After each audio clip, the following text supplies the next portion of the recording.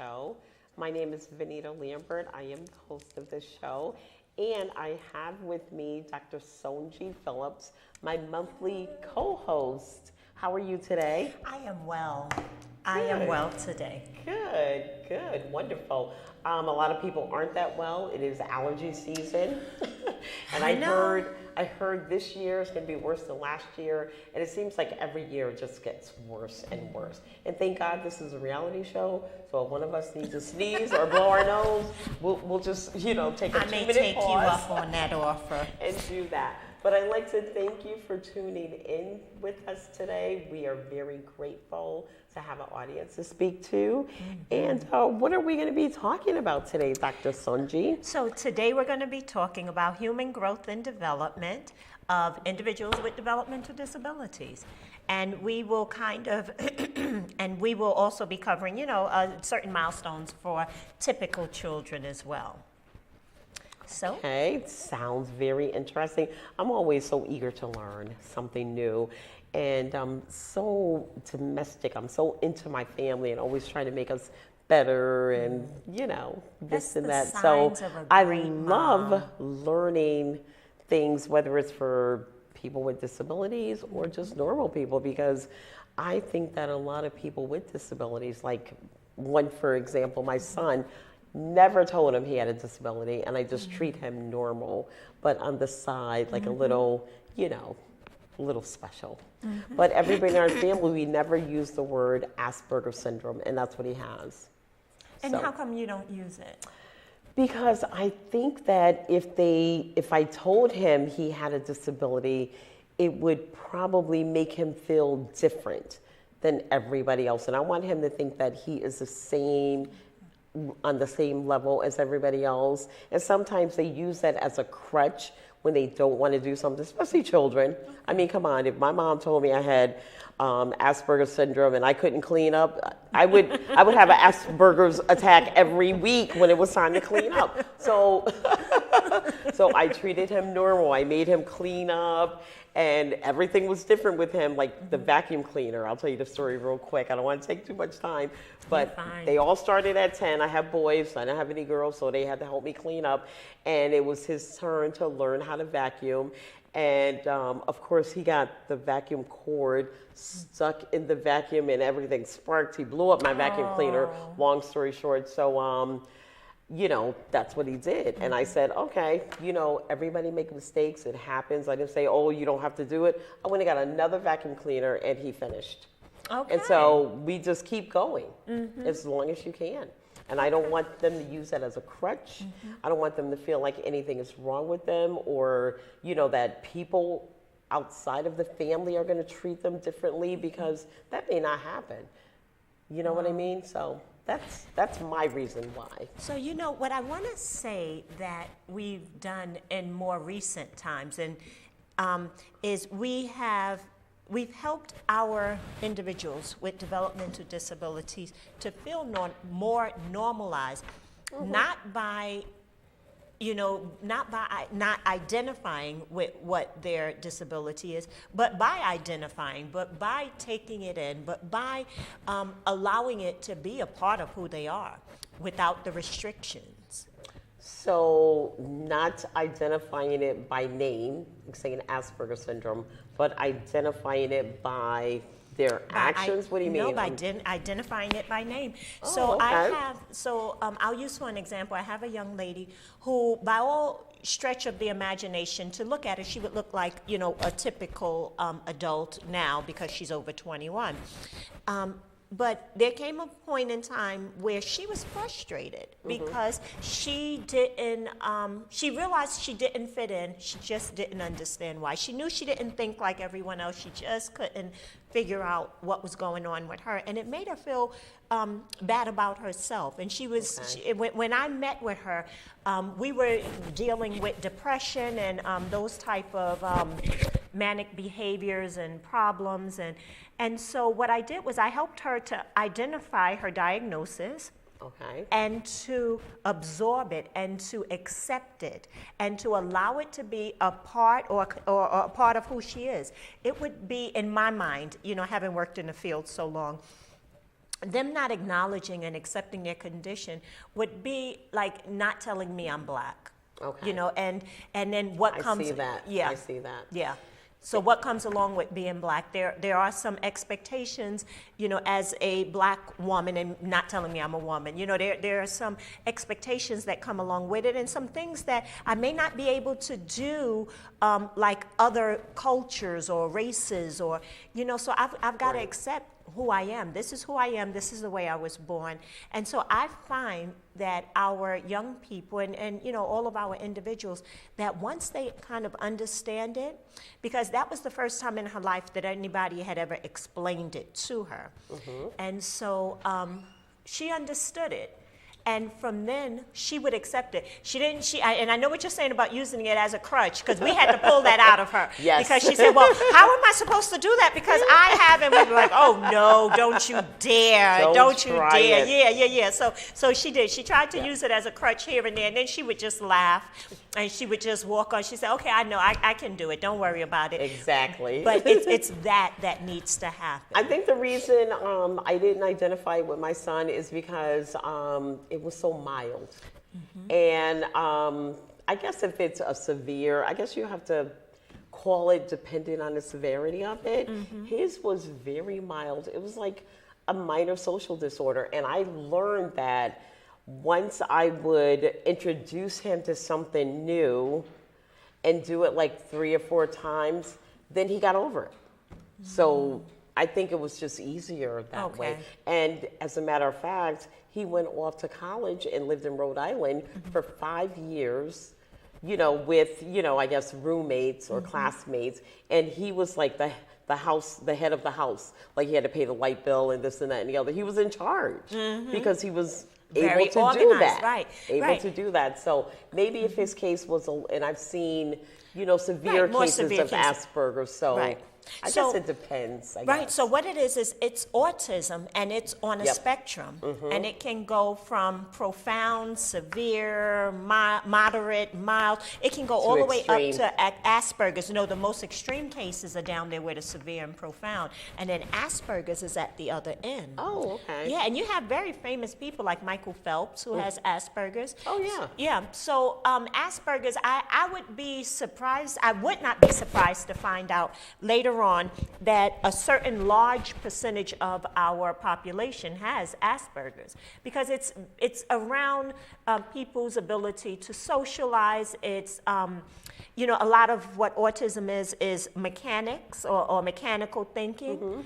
And so, you know, like we meet people and we find this sort of mechanical thinking with them, but they're able to, you know, operate. They have families, you know, exactly like what you said with your son. He went on to college, he did this. So nobody's thinking autism or Asperger's. Nope. Yeah, he's fine, he's fine. But when was Asperger's, you know, when did we learn about Asperger's? When was it discovered? When did they decide or diagnose it as Asperger's? Because way back in the day, I think you were just called special or slow or something like that. So when was that diagnosis, you know, formally introduced? So I want to say one thing, and that's one of the things that I was going to say, that one of the things that we have to take into consideration is that back when your son was being raised up, the mindset of people that manage disabilities,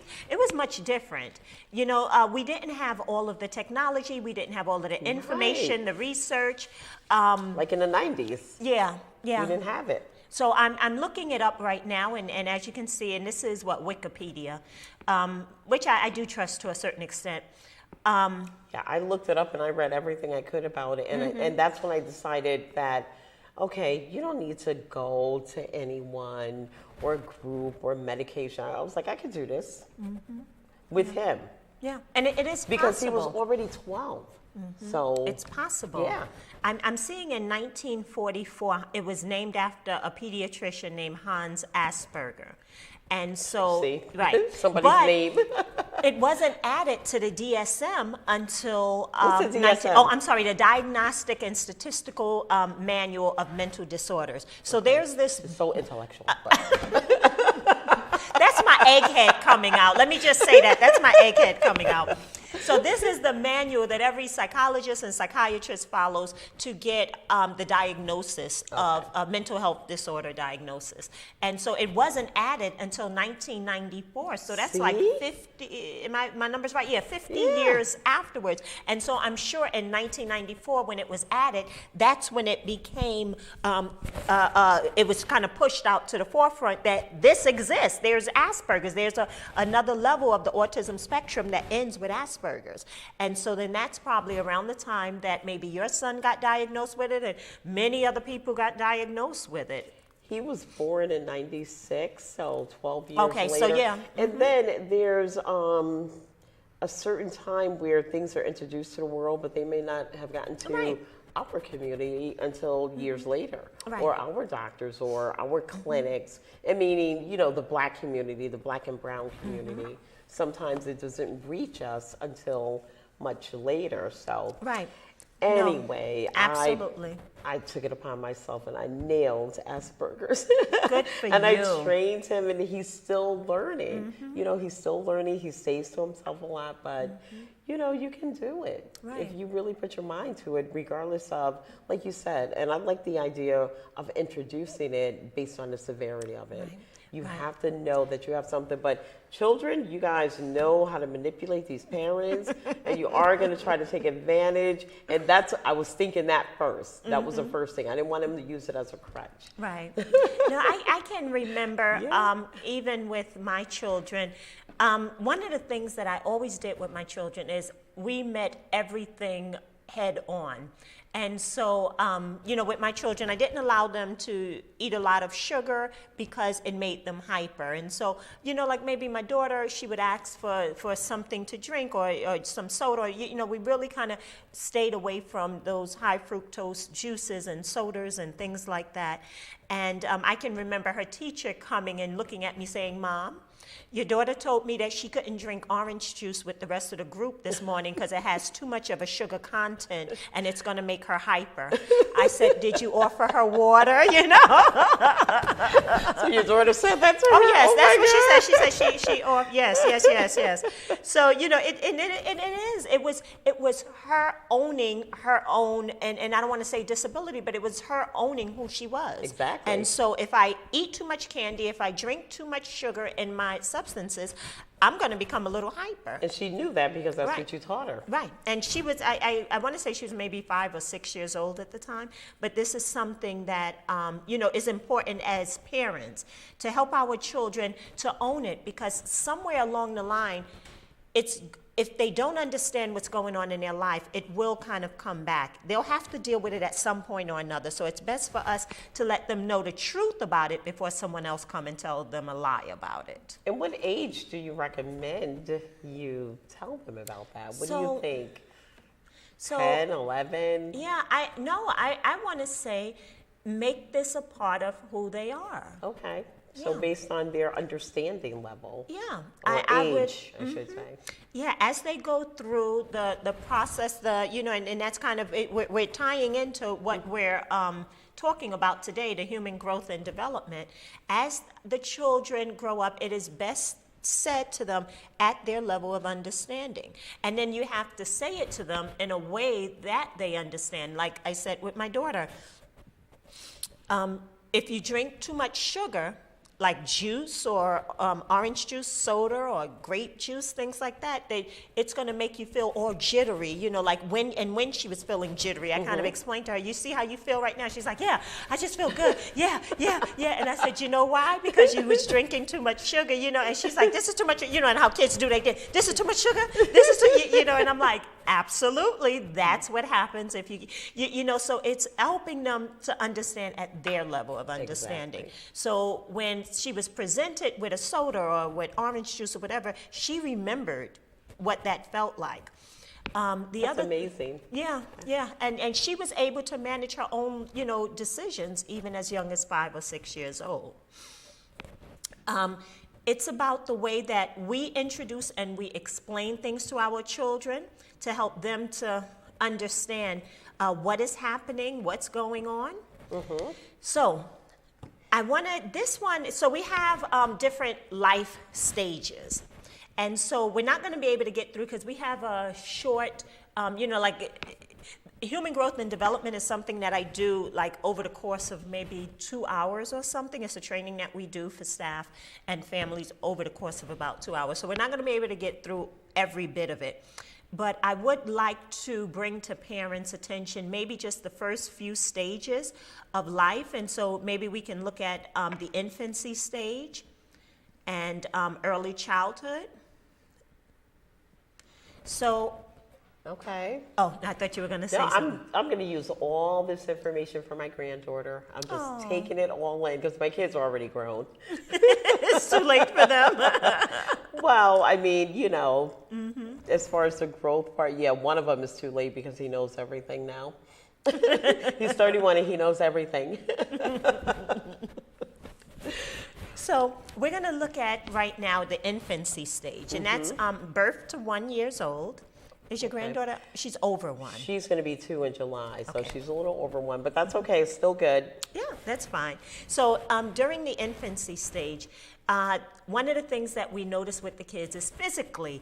If you look at how the kids change so quickly from birth, I just had a friend who welcomed in a brand new grandbaby. And she's looking at him and she's saying, "Oh my God, whose eyes does he have? His eyes are so puffy." I'm like, "Girl, you know the drama he just went through? He is like 3 hours old. He ain't got nobody eyes right now."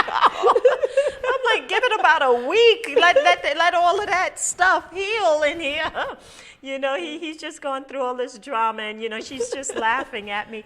But as children develop from the time that they're born up until they hit 1, you see that's probably the most growth you'll ever see in a child, because whether we realize it or not, between birth and 1 year old, the child triples, I think, in size, at least doubles in size, and so.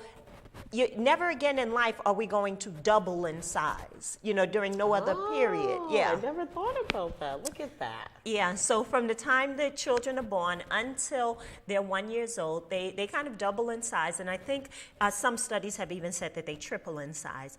And so mentally, children begin to realize that the way that they communicate with you is through crying, because they don't have a voice yet to speak and to tell you what they want. So it's about getting a level of comfortability and engagement with their caretaker through crying, through whining. One of the things that you notice whenever kids wake up is they cry as soon as they wake up. And that's their way of saying, "Mom, I'm woke. Dad, I'm awoke. I'm in here." That's their voice. And I'm wet and I'm hungry. Right. I'm wet, I'm hungry. Everything else, life is good. Make me comfortable. Exactly. So by the time they reach about maybe 1 year old, close to 1, between like 9 months and a year, they begin to truly understand words. And I know that somebody's going to say, "Oh no, my child knew before that." And it depends. This is not no one rule is fixed for everyone, because some children learn quicker, others, may take a little more time. But, if you say to a child, "Go get your bottle," when they're 1, they go and they get their bottle. "Do you want some more juice?" They'll hand you the bottle. So they're beginning to pick up on keywords. They've formulated, in many cases, the word "ma" or "daddy," or, other people around them. They know who their caregivers are. They know who are not familiar people. You put a 1 year old in this room, if she doesn't know me and you, she's not likely to go to us, but she'll partner up with those that she's seen before, maybe in her home or, at church or wherever.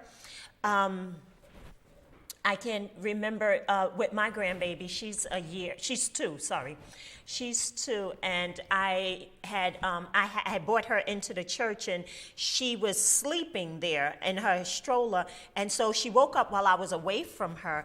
And she was just up, and of course everybody in church was seeing her for the first time, so everybody's just standing over her like, "Oh my God," And so I'm coming in from the bathroom, and she looked up, and they said that she must have spied with her little eye me coming through, and she's like, "Hey, hi, Here." hi, yeah. Like, that's the woman that I know. She don't know that I'm grandma, Right. but that's the face that I'm familiar with. She probably had some kind of stranger anxiety or something. Yeah. I'm sure when she woke up and saw all of these strange people Looking around at her. her. Oh my Right. God. So then when she spotted me, it was like, hi. You know, and then that's like the joke of the church now. Hi.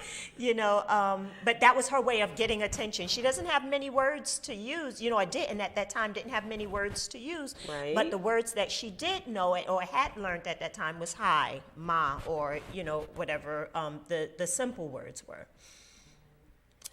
And so now we're looking at this whole total period of babyhood.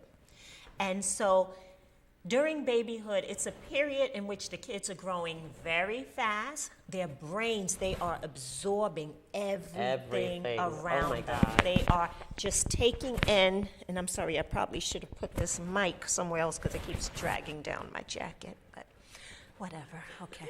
So, Babyhood. yeah, babyhood. Okay, and so this is the time in which they are growing. Okay.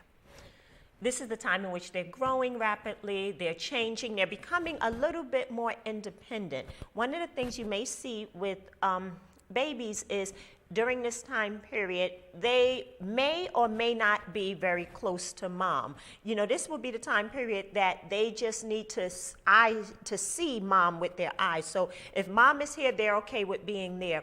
The younger they are, the closer they need to be with mom. So if mom is sitting here, you'll usually see the baby playing right here. Exactly. At that age, right, when they're one. They're generally more closer to mom. If they're in a setting that they're familiar with, like in the home, you know, then it would probably be okay if mom was on the sofa or the couch and they were on a pillow or something, you know, there in the room because they're in a comfortable place. But if they're in a place they don't know, more than likely that child wants to be right there with mom. Okay. So that's when they're about one. That's you when said, they're okay. about one. 'Cause don't they start crawling around that time? And they start to go a little bit further Pull up. away from mom? Yeah, once they start pulling up, then they're exploring And a little walking. more. Yeah. And now you have to look for them. And then I also want to say it depends on the personality of the child.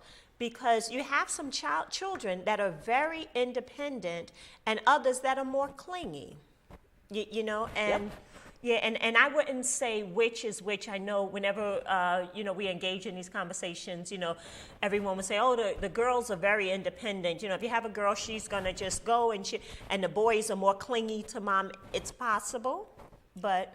Yep, I have two boys. They're complete opposites. Right, and that's what I was going to As say. babies, they were. One walked at 8 months.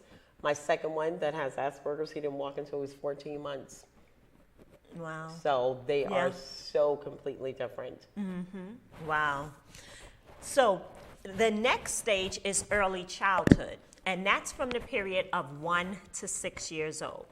And so during this time, that child, and I'm just going to read it off, the needs of that child, it includes the food, the rest, the shelter, the love, and security. And it also includes, they must learn to be responsible and to follow rules during the period of 1 to 6. So now we're getting into the good stuff. This is accomplished by making reasonable demands based on the child's ability. So you take a 2-year-old and simple things. When a 2-year-old gets out of their bed, have them pull the sheet up across the bed. They're not going to know how to, you know, make a bed. the bed or whatever. But what they can do is they can take a certain level. Oh, wow. Okay. Okay. Okay. Go on. This is so interesting to me because I'm thinking Kalani. Yeah. My granddaughter. So it seems like we only have a few minutes left. That's why we're laughing. It feels like we're just about to jump into it. Okay. But you have them be responsible for certain things. So it can be something as simple as putting their shoes by the door or on the shoe rack, you know, not just taking them off and leaving them. It can be pulling their sheets over the bed, even though they can't make up the bed. It could be taking their cup and bowl and putting it in the sink, to make them responsible for some of the things that they will eventually have to do in life, starting them off early, because eventually they will have to do it, and this helps with them being more independent. And taking and following instructions, like picking up their toys, picking up the crayons, you know, after they finish coloring and everything. This is where we are. That's why I'm just like, I'm so excited, and I'm just like a little sponge right now. I'm just absorbing all of this because that's where my granddaughter is. The other thing, and I know we probably only, but I really want to get in there, command language, and it's an ABA technique that's used, and we call it MAND, and it's where I give you this candy. Do you want candy? And you know, the child will just reach their hand out, and you and you'll say to them, "Candy? Do you want candy?" Candy here, and then they get rewarded for the words that they use. Okay. So it's important that we encourage them, and of course at 1 year old they're not going to be able to say the word correctly, but it is pulling out of them that language skills, that those speech and those language skills at an early age. It's reading them books. It is reading manuals not manuals, magazines. It is about talking to them as though they're an adult and not a little kid. The baby language, oh my God, no, let's use words. Because if you use they're going to use Exactly. But it's about using actual words. So we're going to stop there, and we'll probably continue with this conversation. I would love to continue early childhood between 1 and 6. The next time that we do our show. Okay. But I also want to remind everybody to tune into BrysonAssociates.com every Monday and Wednesday. Is that correct? Mondays and Wednesdays. What time? 10:30? 10 to 11:30. 10 to 11:30. On Mondays is English. Wednesdays is in Spanish. Absolutely. Okay, and you'll be getting some of this information, and share this information. We're on YouTube. Share it with your friends so that you can take advantage of some of this information, because I see a lot of people struggling raising their children, and it's regardless of the age, whether you're a teenager when you have them or in your 40s. It's a tough task, that first child. So take this information and use it. And another thing that they're doing in daycares that I just learned from my granddaughter, sign language, since they cannot talk. This means all done. This means I want more. So they're using sign language. Isn't that something? Because children cannot talk until they're about, 3? Excellent, So excellent. Do you want to wrap up with anything? Yes. So we are now in Connecticut. Bryson Associates is a parenting support agency provider through the Connecticut DDS now. And so, we're helping parents with developmental disabilities to raise their children. Awesome. So if you know of a parent that has a developmental disability that needs assistance in raising their children or just some support, look us up. We're here, and we're in Stamford, Connecticut, and we travel. Awesome. Thank you so much again. We'll see you next month. This is the David Goodman Reality and Truth Show, and we're on your side.